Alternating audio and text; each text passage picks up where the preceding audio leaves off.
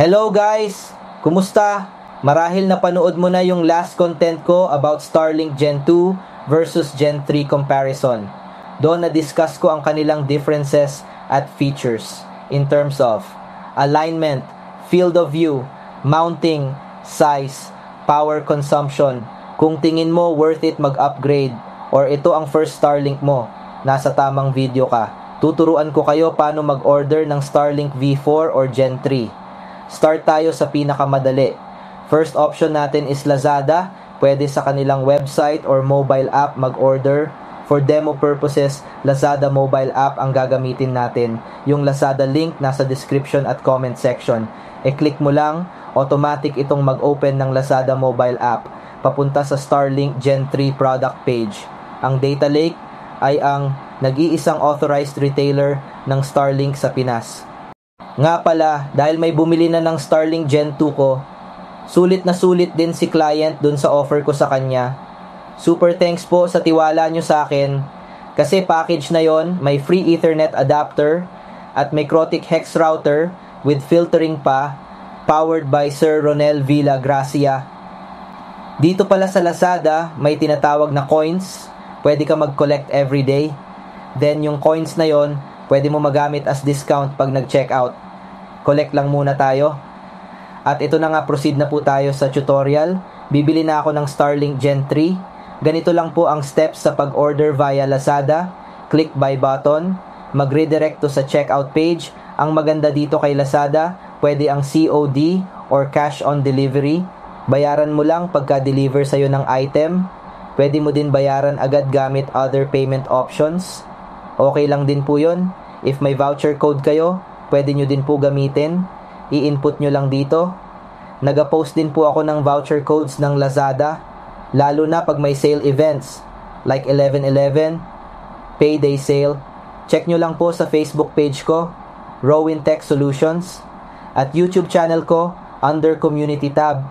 If wala pa kayong voucher code, leave blank lang or empty. Then, ito po, may discount tayo na 940 pesos. Pwedeng mas malaki pa yan sa inyo if masipag kayo mag-collect ng coins every day. Yan ang tipid tips ko para sa inyo. I-place order na po natin. Ganun lang kasimple.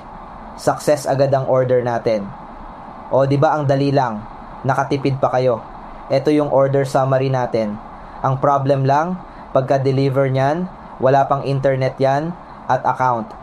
Kahit yung nabibili sa Silicon Valley branches. Need pa po yan activate. Don't worry, nag-a-activate naman po ako. Under sa client's name, email at phone number po, syempre ang account. I-guide ko pa kayo paano mag-set up, magbayad ng monthly billing at iba pa. Kahit yung nabibili sa Silicon Valley branches.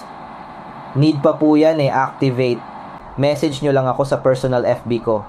Yung link nasa description. If ang gusto nyo naman ay may Starlink account na agad, then activated na pagka-deliver with internet. Ang next option natin ay mag-order direct sa Starlink website. Ito po ang guide. Tara, simulan na natin. Nga pala guys, huwag niyong kalimutang i-like yung ating video at mag-subscribe din. Salamat.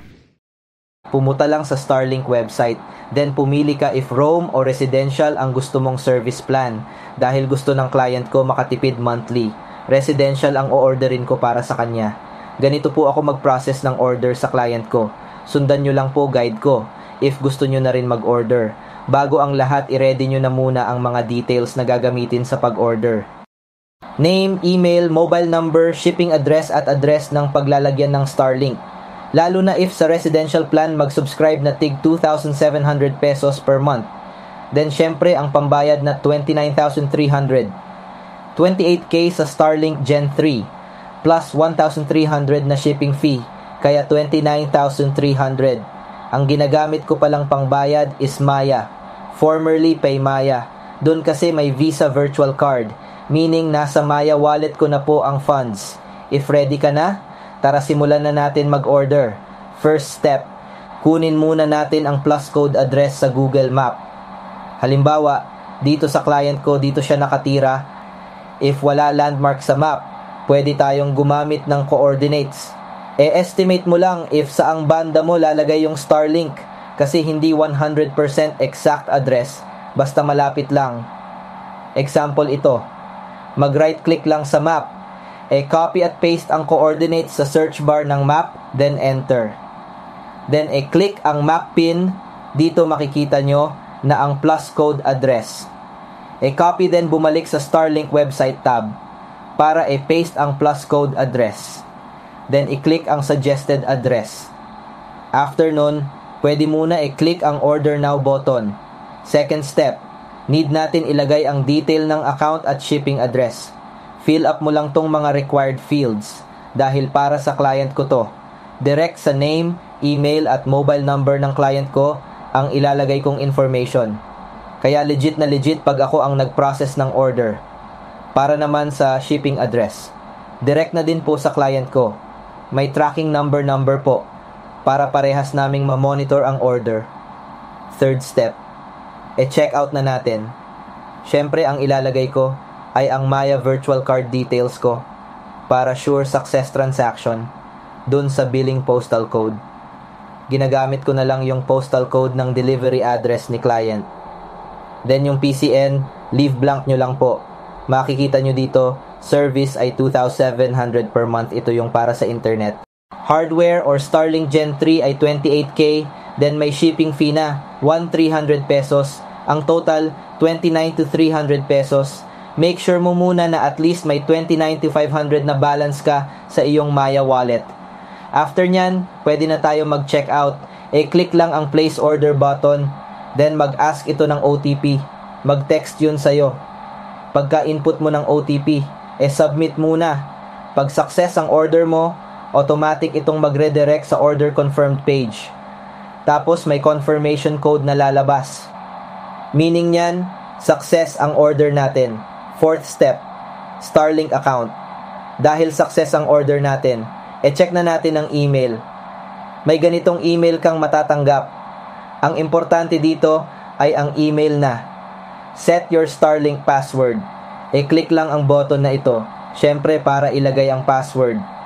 Pagka-submit mo nito, may account ka na agad at naka-login na din. Click mo to para makapunta ka sa my account page. Eto na guys, success ang order natin. Ganun lang kasimple ang mag-process ng order sa client ko. Smooth na smooth, worry-free na baka mag-failed ang transaction. Like, nag-deduct sa card pero walang email confirmation. Nag-email not found kahit mag-forgot password. If gusto mo worry-free at hassle-free na pag-order ng Starlink, I can help you po. Message me on FB Messenger. Yung link nasa description. Or if may question kayo, comment down below. Para di kayo mahirapan saan order, ito yung mga pros at cons nila. Ano ba ang pros at cons pag nag-order sa Lazada? Start tayo sa pros number 1. Simple ordering process. 2. Easy checkout with COD or cash on delivery option. 3. No need Maya account or credit card. 4. Much faster delivery time. Some buyers get the Starlink Gen 3 less than 5 days. 5. Less shipping fee for certain location. 6. You can use voucher code and Lazada coins as discount. Ito naman ang cons pag nag-order sa Lazada. Number 1. Need to activate before you can use it because no account yet. 2. Some delivery address not existing like town and barangay. 3. What if defective? How to return and get replacement? No idea yet. 4. How to claim warranty? No idea yet. Via website order is easy. How about the pros and cons ordering directly to the website? Start tayo sa pros number 1. No need to activate. The Starlink account has already been created. 2. Ready to set up once you get the Starlink item with internet. 3. Easy to get replacement if defective in terms of claiming warranty. Ito naman ang cons pag nag-order sa Starlink website. Number 1. Need to pay in full amount. No COD or cash on delivery option. 2. Higher shipping fee rate compared to Lazada. 3. You need a Maya virtual card or credit card. 4. Estimated delivery time between 10 days to 2 weeks. Kayo na po bahala mag-decide if saan nyo gusto mag-order. Na-breakdown ko na po para sa inyo ang pros at cons ng dalawa. Sana po ay natulungan ko kayo. If gusto mo worry-free at hassle-free na pag-order ng Starlink, I can help you po. Message me on FB Messenger. Yung link nasa description. Or if may question kayo, comment down below. Salamat po ng marami sa panunood. Thank you guys for watching. Don't forget to subscribe, like, comment, and share. See you on my next video.